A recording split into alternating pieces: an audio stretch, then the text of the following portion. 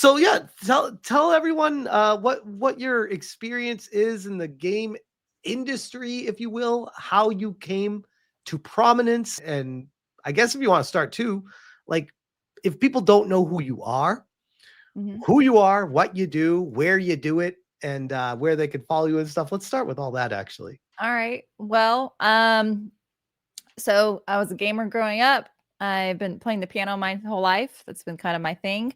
Went to school for piano, and I was playing the game Destiny by Bungie. Um, 10 years ago. It was a little over 10 years ago, actually, and was struck by one of the pieces and just really loved it. And I was like, I'm going to go see if there's music out there for this piece. It was a song that played did you play Destiny? Did you play the game Destiny at all? I played the first one for Okay.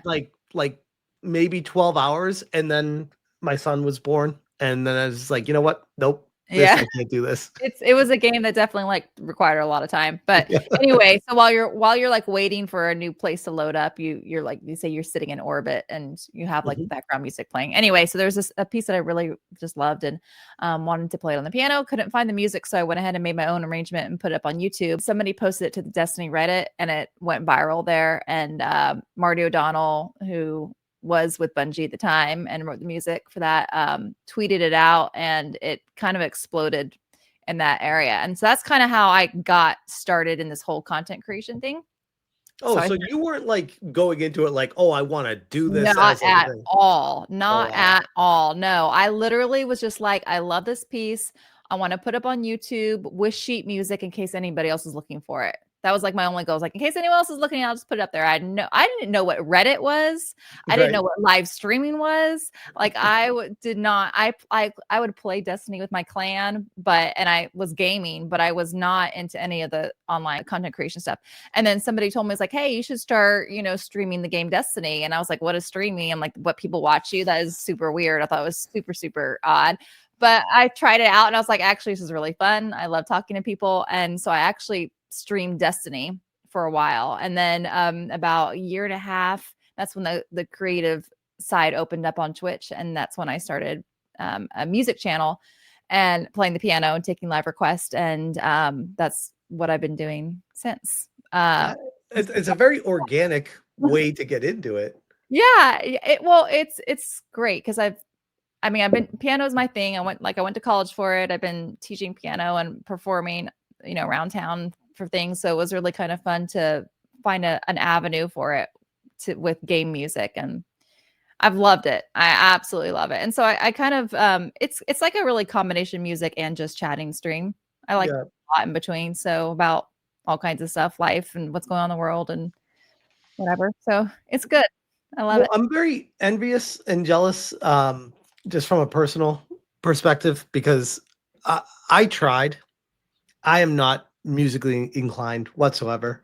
I know it's going to be hard to believe this, but I was kind of a loser back in the day where I would just play video games all the time. I didn't like to go out much.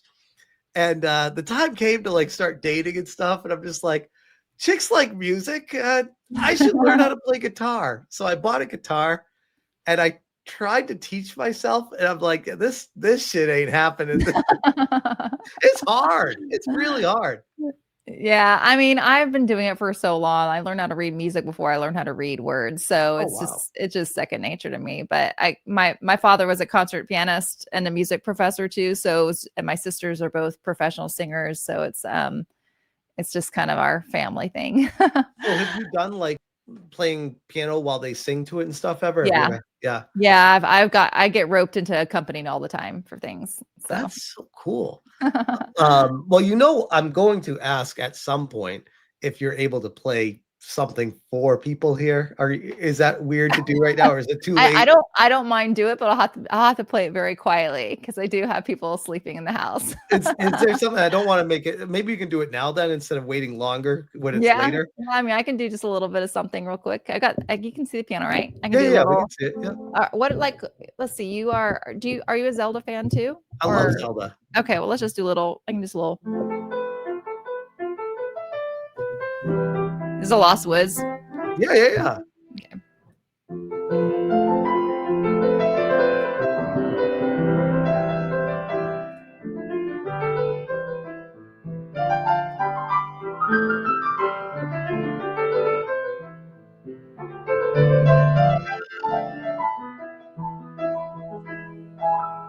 It's just a little bit of that. It's Now, so I don't. effortless. Well, I don't have all my. I don't actually have like my good mics on right now either, so it doesn't sound as good as it normally can. That is amazing, though. Holy shit. Thanks. I mean, I'd be lying if I didn't say I didn't watch some of your kick streams and I knew you could do it like really well, but just like on the spot like that, it's just like, that's amazing. That's amazing.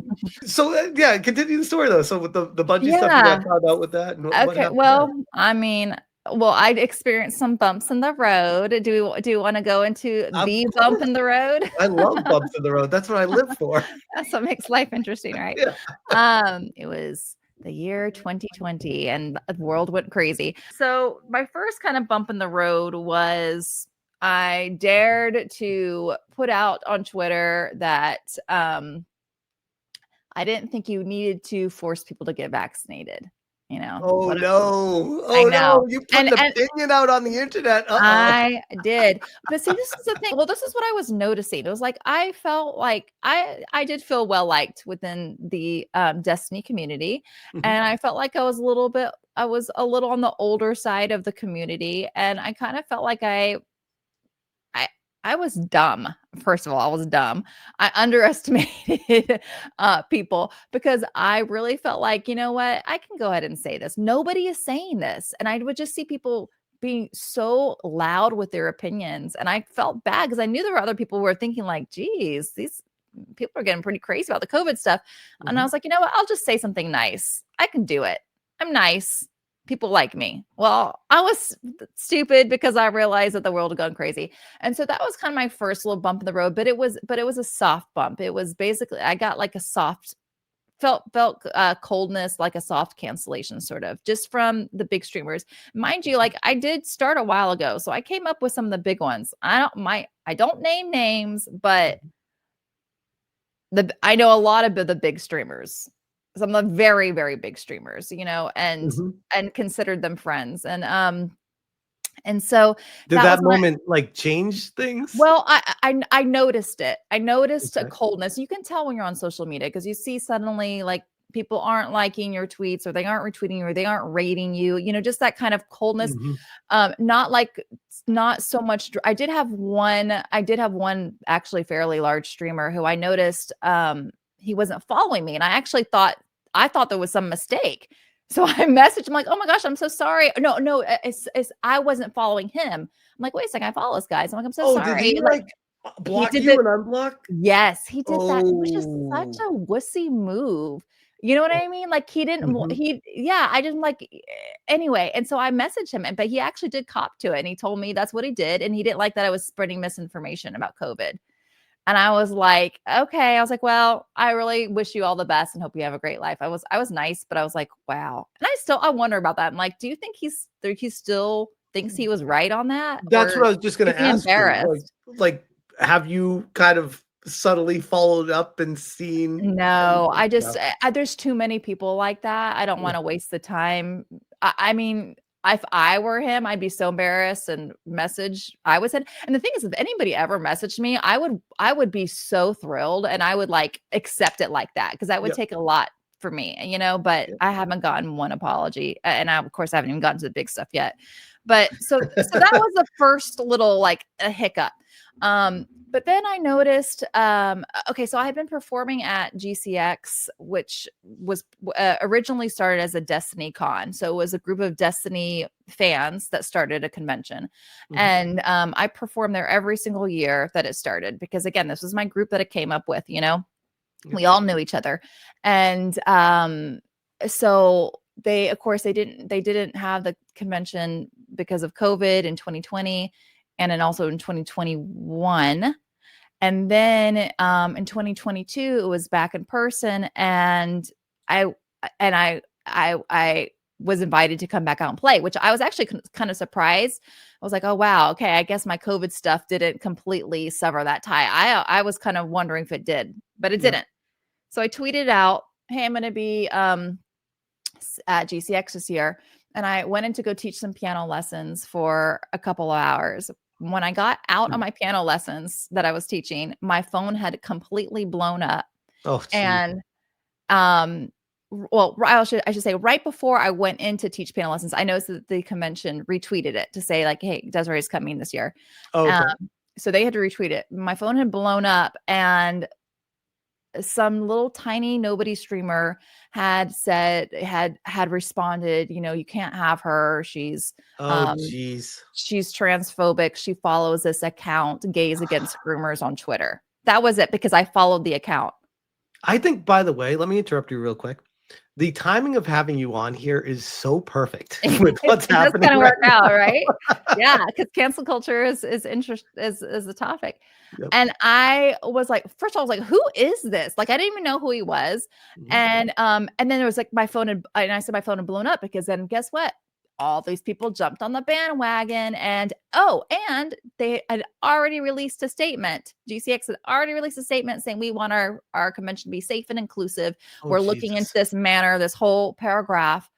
And I was like, Wait, all in the span of you teaching a piano lesson? 3 hours, under 3 hours. Wow.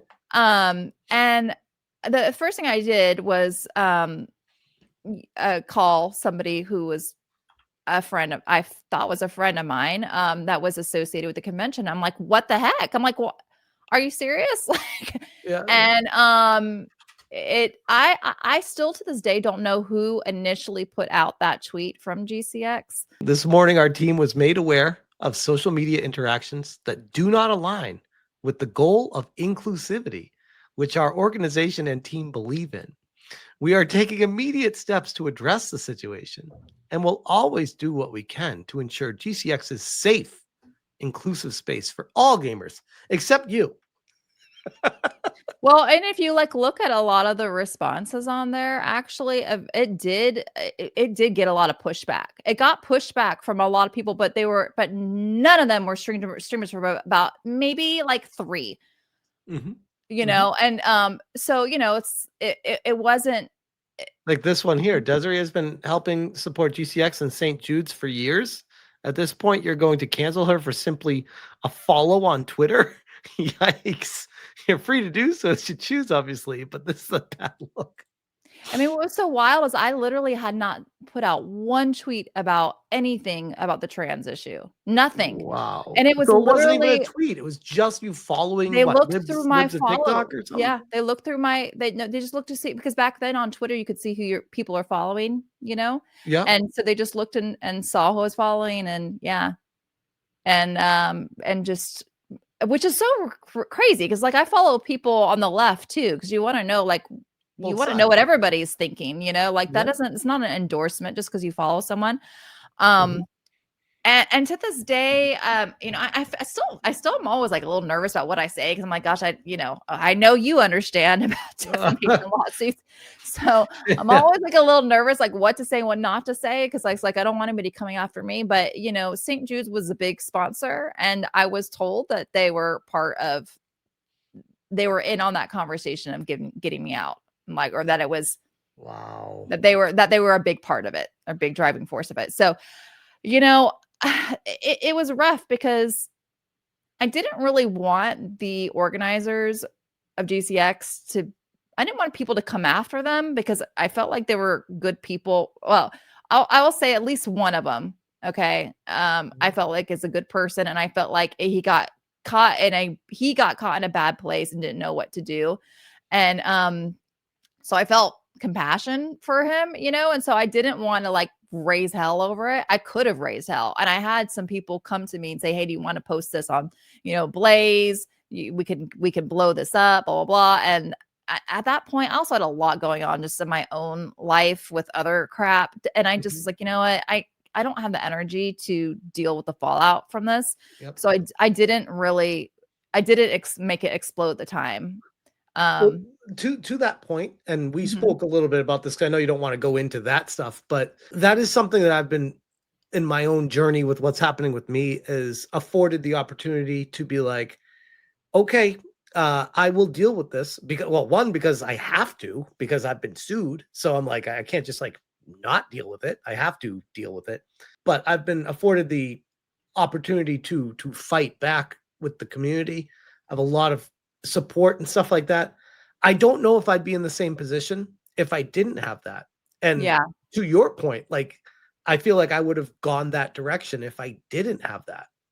And it's It's very easy to just be like, I can't take this on right now. This is crazy. There's too much. Well, I was already dealing with court stuff Mhm. at that point with another crazy person with personal stuff, and Oh, that there's was not, taking and there's not all the my. only, I'm not dealing with the only crazy person on the Oh planet yeah, here. no, we got yeah, we talked a little bit about that in Texas too.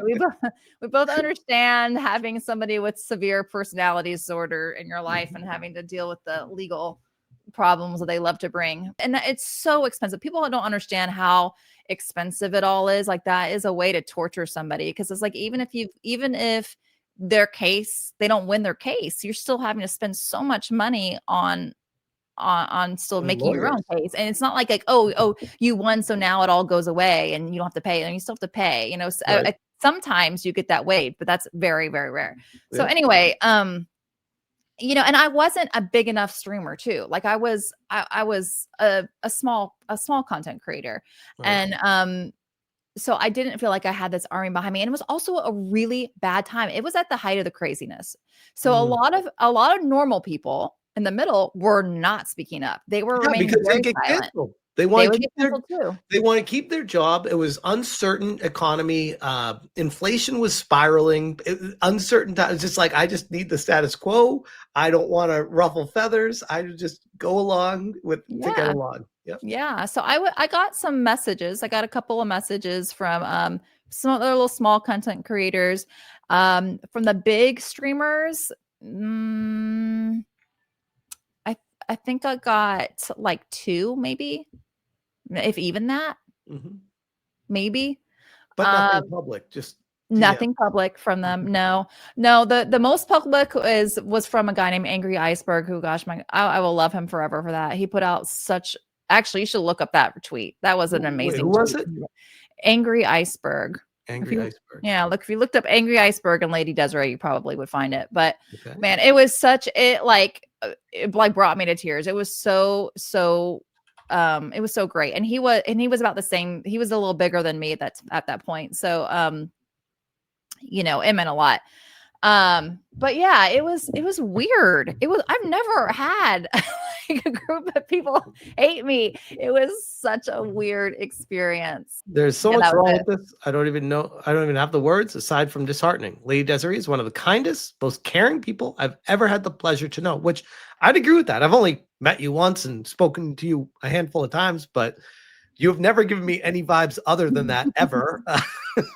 Well, so what's so crazy is that like I love music so much, and at these conventions, I had all kinds of people coming up to me all the time. Ironically, I did have a trans person that came up to me, and I talked to for a very very long time the Mhm. year before. Like I would never have somebody come up and ask me to play a Zelda piece. I'm like, wait, tell me all your political beliefs Wait, first. wait. Do you have a And dick? yeah, and then if I don't agree with you, I'm gonna shame you and I'm gonna make you feel and I'm gonna punch you. You know, like I mean, that's so ridiculous. And that's what Right. drove me crazy. Is like everybody knew that about me. Like I love that's what I love about music is that it brings people together. So Yeah. anyway, so annoying. Disheartening because those who made this decision know her and didn't have the courage to stand up for the good person she is. Disheartening because of everything she has freely given to a community that now does not have the courage to stand up for the good person that she is. Disheartening, man, this is poetic. Disheartening because people who profess inclusion, understanding, and diversity don't have the courage to stand up for the good person that she is. Disheartening because those who would claim to have an open mind would rather see her cast out of polite society rather than allow themselves to see what is in her heart. People who don't know her and are unwilling to because they think they already know. Disheartening because this message will fall on deaf ears and closed minds, as is the direction of our time. Disheartening because I know some who know me will turn their back on me for doing what I think is right and standing up for someone who has never who has shown me great kindness, has always had a smile on her face whenever I saw her, and is someone I know has a genuine heart and is a good person. Yeah, that was so nice of him. And he Oh, really nice. stuck his neck out for me. And like, oh gosh, I like freaking love that guy forever.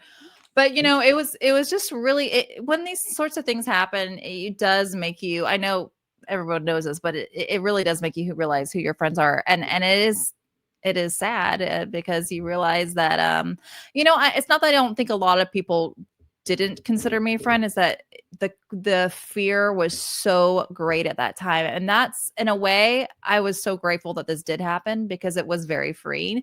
And then I was like, well, okay, I'm canceled. So now I'm going to say whatever I want to say. Let's and, fucking and I'll go. do it for whoever is who still feels like they can't say anything. And that kind of stuff is contagious. That courage is contagious. And I think that's what sort of got us out of where we were, was more things like this happening to people and more people just becoming courageous. So it was Well, a I would say, blessing in disguise, but well, man, just from my own personal perspective with the cancel stuff that's happened to me over the years, I've had moments where I've privated my YouTube channel, where I stepped away from social media for a week at a time, and really questioned, is it worth it? Because it's like, especially back when there was no money being made from it, threats against my family on a almost daily basis, people that just want you to shut the hell up and be silent so that they're the only voice in the room. So to your yeah, point, it kind of emboldens people to be like, no, fuck you. I'm going to be even louder now. right, Once you know that. right, right. Yeah. So it was a crazy experience. I forgot to mention, like, I had a lot of ties with Bungie too. Like I was invited out to the big Destiny 2 reveal that they had out in California. Like, I had been out to the studio several times. And by the way, I have nothing but great things to say about the audio team. The audio team they are not the rest of Bungie. So I Right. I actually really care for the audio team a lot. But the community managers unfollowed me at that point. Like, all the other contacts I made, anybody else, they basically, I got mass unfollowed by all these people, or blocked, mostly just unfollowed. It was such a slap in the face. It really was wild. So was that related to this situation, or was that Yeah, like a this. different No, that cancellation? all happened with this. When this So, came out, this was like the atomic bomb, and I'm like, okay, I'm done with the but this Destiny is community nothing. for following an account. Yeah. And I really was I was hardly saying anything political. I really wasn't. I would say a couple of, like, COVID things ever so often, but it was always kind of like it was like a, hey, let's all kind of get along, that sort of kind of, from that kind of voice. It wasn't really attacky. Um, I mean, since I have gotten more attacky, like 2 years later, because just gotten, catching the right moment, I will definitely be a little more aggressive. But in general, that's not normally my tone. It certainly wasn't Mhm. my tone at that point. I think a lot of this craziness kind of pushed people. Like, I'm a lover, not a fighter, truly. Mhm. But, like, I have felt like I have needed to be a fighter because there weren't enough fighters out there. And it's Yep. like, no, if somebody else is going to fight, then I guess I gotta have to take up that mantle. I don't want to, but that's how have felt the last couple of years. I think So from what you've experienced too, it kind of feels like, and I've mentioned this a million times, but like a cult that is like a cancerous growth of society, that it used to be just like get along with people, but then this cancerous growth of this extreme cult that is yeah, like, you need to bend the knee and submit to it, or you are canceled from us, and we will make sure you're canceled from everything, because the other side doesn't even exist. We are the only church of politics you're allowed to be a part of, and if we excommunicate you, you are done. Like, yeah. does that resonate? Oh yeah, that's absolutely how it has been. And that's what's so funny, because the last couple of days, there's, like, I saw somebody who was a former friend of mine complaining about all the canceling that's going on now. And I'm like, "Oh, that's interesting that she cares about some, Desiree's like, some well, well, developer that she well. doesn't know, who's saying wild things, but, like, I'm pretty sure I roomed with you at some events and we were friends. Like, it's like beyond, like, I was like genuine friends with these people. One guy, I was the first person he told when he got engaged. He sent me a message and was so excited. He's like, "You're the first person I told. He hates me now." like all over this. I'm like, All over, what is all over that. going Like, on? you're not blowing it Yeah. out of proportion. It really is just this situation. Yeah. That is insane. It was pretty crazy. And the fact that it extended beyond was it GCX? GCX. Yeah, GCX.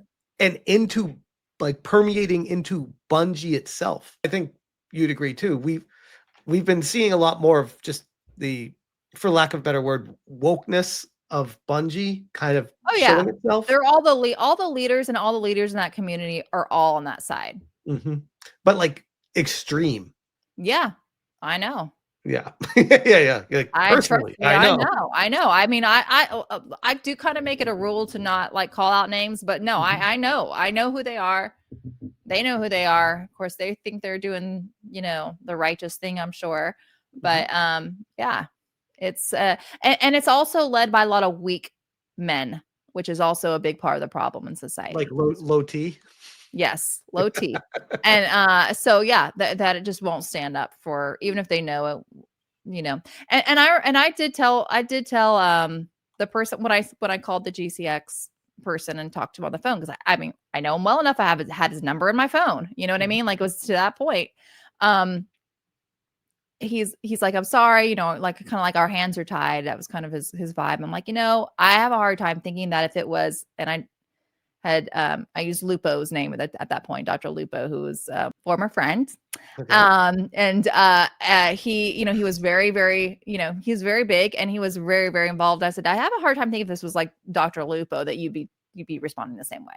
Because it's like, I think they thought with me, like, she's small enough, we can kind of make our stand here and appease our mob, and it won't. Well, not just appease the mob, but use you as an example to stamp out and then point to, hey, anyone else here thinking of doing that?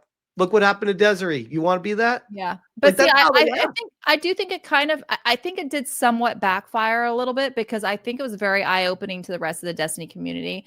At like, oh, this is where we're going now. And I do think, like, in a way it was helpful in that sense, like not to kind of paint myself as a martyr, but I do think that I think it was kind of one of those really turning points. And just right after that was when the Nick Mercs, when he came out and said, leave the kids alone. Leave the kids alone. Yeah. Which, by the way, when I made my video on that, I was not anywhere close to the size I am right now. And I had plenty of people disliking the video, sharing it out into all the incel communities and being like, look at this guy. We got fresh fish to try to cancel. Look at this guy stand up for Nick Mercs. I'm like, what the fuck is wrong with these people? Wild. Well, that's how I found side scrollers, by the way, was because so my thing happened in May, and then I was kind of like laid low for a while. And then the Nick Mercs things happened, and then I put out a long tweet about how I did think it was dangerous about to transition children, and that's not like a crazy take to have. That was a very normal take, 2 years prior or whatever. A wild world we live in, where like you're gonna be like, that's not a crazy take. Why do people act like this is a crazy take? I know, it was so weird. And so that's when I put that out. And then Craig from Side Scrollers saw that tweet, and he's like, hey, I'd love to have you on the show. And I was like, well, I'm happy to come on the show, but I just want to let you know I just recently got canceled, so I don't want to like bring you, any bad vibes. He's like, oh no, you're perfect, come on the show. And so that's how how I got connected with Side Scrollers. It is curious how life takes you in directions you can't expect sometimes. Yeah. So, yeah. Okay. I was just gonna say, in some weird way, I am kind of glad that it happened to me, because it was hard, but I could handle it, and I've done fine. And I'm glad it's a pretty brutal thing to go through a cancellation like that. And, and I had been building up an audience for like, at that point, 8 years. Yep. That's a lot of time invested. And so it was, it takes a mental toll and pressure. And it wasn't like I was making like a couple, like a couple $100 a month. I was making a couple thousand a month, so it was like that's a substantial part-time job. I did that and I taught. And so like to take away someone's income like that over nothing. Yeah. That's, by the way, I want to like make sure we highlight that with this whole conversation. Yeah. It's like, they're trying to be like, oh, now the right is canceling people. It's like, they're saying it's over nothing. It's like, no, this is actually something as opposed to literally nothing. Well, let's talk about that for a second, because it's like, I mean, like I have kids. I don't understand the mentality of like a teacher raging or like gleefully dancing around with these unhinged videos, celebrating a death, recording it, and then posting it. Like that is And then thinking nothing's gonna happen. Well, I mean, it's like at the very least, doesn't that show like incredibly poor judgment? And like it should, right? Like, I mean, like if like at the very least, like it's really gross and awful, but like at the very least, like that's really poor judgment. And I'm sorry if you're teaching children, if you're in a teacher setting, or if you're in the well, I mean, I think this applies to many different jobs, but like especially a teacher, like yeah, you know, no. It goes to show too what's so concerning. A lot of the stories I've been covering lately have been education based, and it's like there's a cluster of the insanity all centered around I was gonna say higher education, but it's also like in elementary schools. It's literally permeated everything in education, and it's like no offense to the teachers that work their ass off that are based and good people. I'm proud of you guys. Nobody wants to be a fucking teacher, and like I don't want. I feel like people just default to it. Like I guess I'll be a teacher type thing, and they fall into it, and it was turned into one of those jobs where people are just like, I guess I'll be a teacher. I got nothing else I want to do. I'll be a teacher. Or my parents were teachers, or my sibling was a teacher. Very rarely, back when we were younger, there was like a passion for I want to teach. I want these kids to learn. And I'm not saying that doesn't exist anymore. I'm just saying that it seems like society has shifted where there's just like it's been a gaping hole that's being filled with people that are just like lost members of society, just being dumped into the teaching pool. Oh, yeah. I mean, you don't have to have credentials. Like here in Tallahassee, Florida, it's like you don't need credentials now to teach. It's crazy. Think like about before, that. Yeah. No, like, I know someone legit crazy who's teaching right now. Like she's legit crazy. I don't know how. What grade does she teach? Middle school. Oh, say that you are not fit to do anything more than flip a burger, and you're like, there's no benefits with that. There's no pension. There's no union. There's nothing. I could just be a teacher. And to your point, where you are, you don't even need any credentials.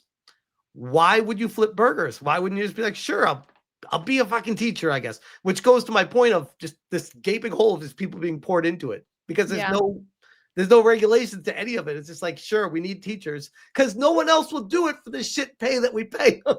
Yeah, I know. Right? Well, it's all kinds of, there's a lot of problems, but I don't know. It's just, it is an interesting thing right now, kind of what's going on, but it doesn't, I don't know. There are like consequences for acting like a fool, like on social media. Like that's, there used to be, and then it went away for a while. Right. And now it's coming back, and they're confused because it's coming back. I mean, I don't think there's anything wrong. I think it's a good thing for society to try and like curb bad behavior, I think we should make shaming great again. Personally, I feel like we should shame horrible people.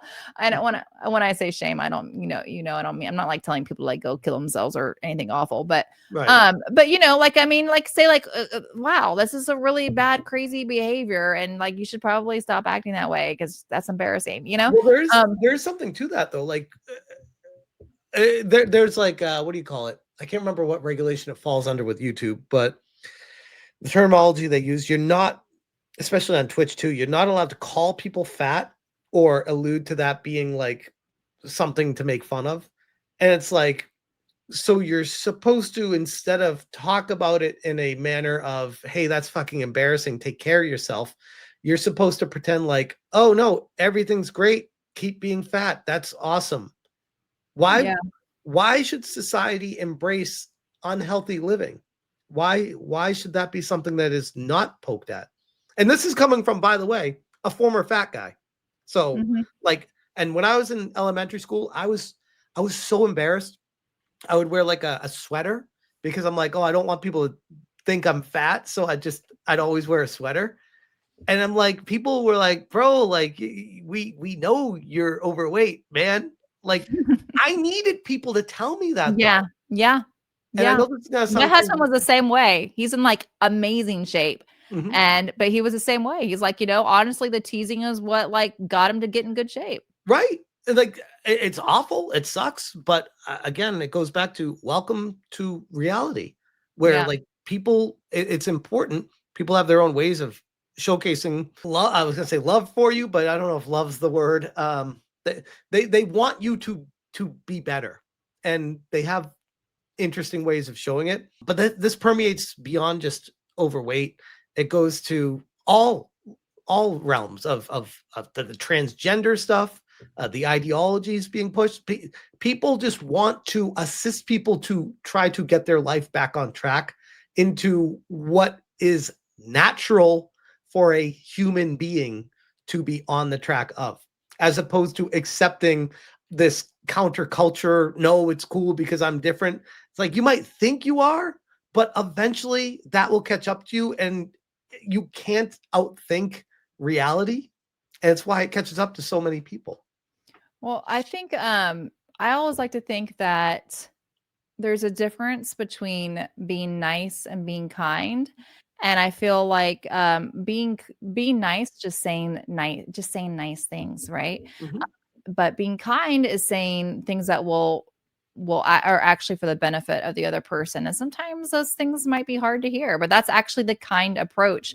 And it's like, then I think that this has been the real problem with society, is that I think that there's been such a weird emphasis on, like, not being judgmental. It's honestly, I feel like they've preyed on women and their Mhm. compassion, and they've twisted it to be like, it's like the goal is to always be. I actually put out a tweet out this other day. It was really on my mind. Like, they try to make the goal to be like non-judgmental, when it Mhm. actually, it's very good to have judgment all the Mhm. time. What we should be pushing is having good judgment. Like, we have to make Yes. you make judgmental calls all the time. So you just need to learn how to exercise fair and good judgment, Yep. not be like completely void of judgment. And but like, that's the thing. It's like, now it's just, the goal is always like, don't hurt anybody's feelings at all costs. Just don't hurt their feelings. Just be Yep. as nice as you can. Like, that does not help human beings. It goes But, to the you whole know? like, and as a mother yourself, I don't want to put words in your mouth, but I assume you would align with this. I don't want my kids growing up in bubble wrap. I don't want them to not experience anything and then push them out to the world when they're 18 and be like, good luck. Like Right. I was bullied when I was younger. I dealt with a lot of struggles in school, elementary school especially. I went through a lot of challenges to eventually make me, beat some sense into me with this is the reality of the world. It's a cold, dark place. It it fucking sucks.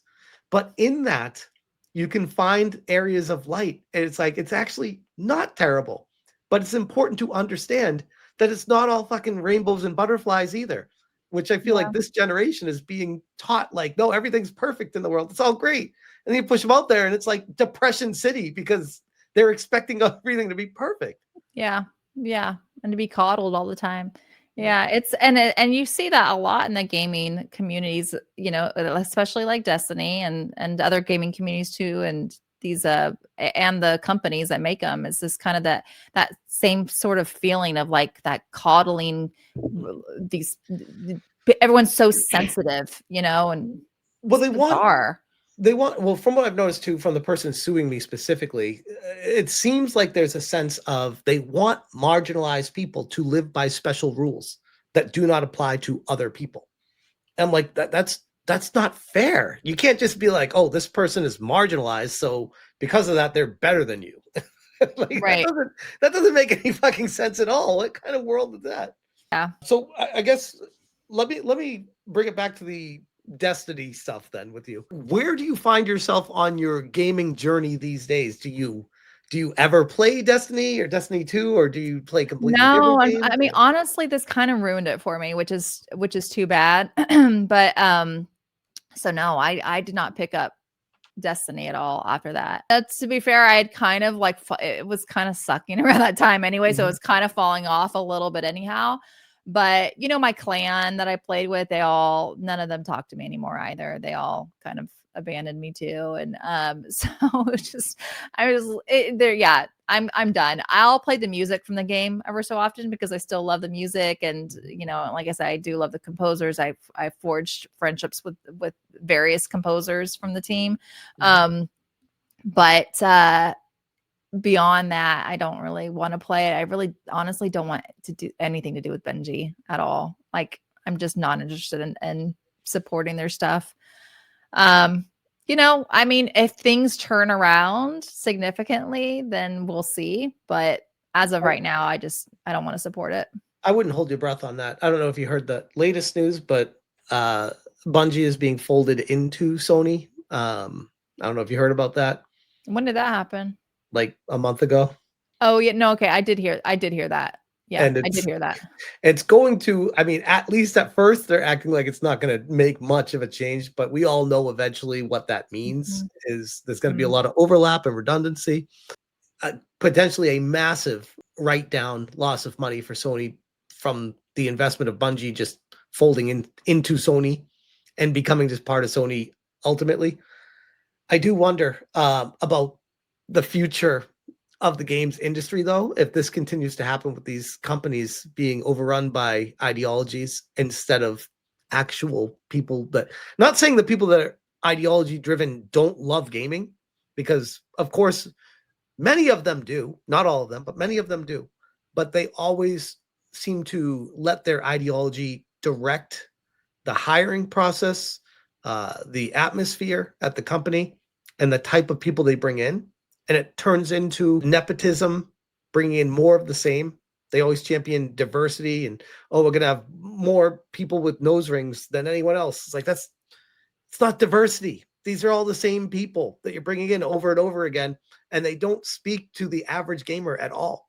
So I guess with that, what games do you play now? And do you ever see yourself potentially, I don't know, working directly in the game industry anywhere maybe? Well, I mean, my dream was to be able to like be on a composition team and help write the music, because I do write some music. I've done like a couple little projects here and there for some indie stuff. Yeah, I don't know. I would never want to be in an atmosphere that I feel like is toxic and that kind of way, where it is just so woke that you have to watch every little tiny thing you say and people are waiting for you to slip up. I don't think I could be in an atmosphere like that. You know, I wonder if part of the problem is like the location of some of these companies, like in Seattle, you know, I think that kind of there's probably a high concentration of nose ring people, you know. Seattle, NorCal, even SoCal, there's West Coast in general.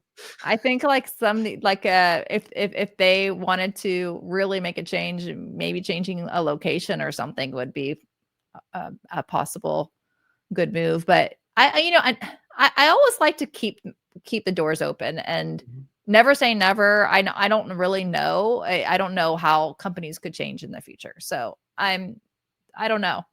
As far as what I'm playing now, I haven't really been playing anything. I'll like sometimes like hop in on some Switch games, you know, with my kids, but I do like all the Nintendo stuff. I love all the retro stuff, especially.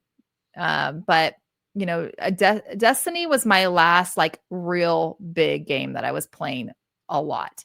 I was playing a lot of first person shooters before that, like Call of Duty and Halo. And you never got into Destiny 2, really? It was just Destiny no, Destiny 2. Okay. Yeah, I say Destiny, but I mean Destiny 2 as well. Gotcha. Yeah, no, I was super into both of them.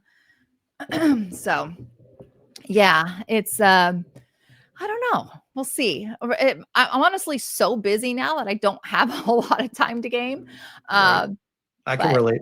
Yeah. Let me kind of shift gears and ask a kind of off the wall question. Yeah. Do you have any concerns about AI with the future of music and potentially employment opportunities being lost because companies looking to cut costs, or I mean, there Yeah. will always be a demand for live music. I firmly believe that. But as far as like gaming and stuff, how do you feel about AI being involved with all that? Yeah, it's definitely a concern. I haven't really I'm pretty nervous of AI, but I don't really know a whole lot about the subject, so I don't spend a whole lot of time stressing about it or preaching about it one way or the other, because I just don't feel like I know enough about that subject. A lot of that stuff is over my head, to be quite honest. But yeah, when I hear a lot of the AI stuff right now, it sounds very soulless, but I could see if it just keeps improving that it could be really good. It just sucks because, like, you're still feeding composers stuff into something in order to produce that. So it's really in some ways like copyright infringement upon some composer when you think Right. about it. Even, I mean, it might be a composer from a while ago, but um so I don't like the idea of it. I definitely think that it could I think that there's something really special about the human spirit, and that especially when a human is creating something, I think there's something that's there. And when it's just AI, it feels like, to me, it seems like a little soulless. So I know that's very hippy dippy of me to say, but I don't like the idea of it. I I get it. feel I feel like that's part of the what makes humans so great is our ability to create. And so I don't like turning that over to machines. But, I mean, there's some tools already that composers use that are not AI, but there's a lot of help that you can get already. So to me, it's like, as far as respect that I'm gonna give towards thing, doesn't mean that I can't say like an AI piece might like still be catchy or whatever. But I'm gonna be more impressed with the more human involvement, like it to respect something, just for my level, for whatever that's worth, which is, No, that's fair. I don't know what that's worth, but just for my No, own no, I personal mean, respect. I understand and I wholeheartedly agree. I guess the greater concern, I guess I'm trying to allude to is I wonder about the game industry with just the mass layoff after mass layoff, the cutting costs, the rise of indie and double A studios, money cutting across the board, and new technologies available to at their disposal. I wonder, and I guess I was just asking from your perspective if that's something that concerns you, or if you don't Yeah. really think about it very much. Doesn't Yeah. sound like you think about it all that much. Well, I've had a lot of other things to think about Yeah, true, recently. true. But, yeah, I mean, like, I saw someone in the chat saying about, like, you can give it prompts. I guess it's like, if it's a composer that really knows what they're doing, then they'll know the things to say. But, like, Mhm. saying like, I want a upbeat tune that's 120, beats per minute, blah, blah, and this and this. That's not the same as saying, okay, then I want, three measures, and I want it to go from a 4 chord to a 5 chord. But then I'm at the very end, you think you're going to go to a major 1 chord, but I'm going to go to a minor 1 chord, and knowing exactly like, and this is going to go there, all the little specific things that I think, the little tiny things that really give the songs the magic, these Mhm. little tiny moments that are very, if unless you're a composer, you're not going to know what to say to make that happen. Right. Otherwise, it's just going to sound very generic. But, Yeah. I don't know. I don't know where the future is going to go with that. Right. Maybe it Right. will just get so good that it can know to put in those little tiny Eventually, give it things. time, it will. I don't know when that is, but yeah.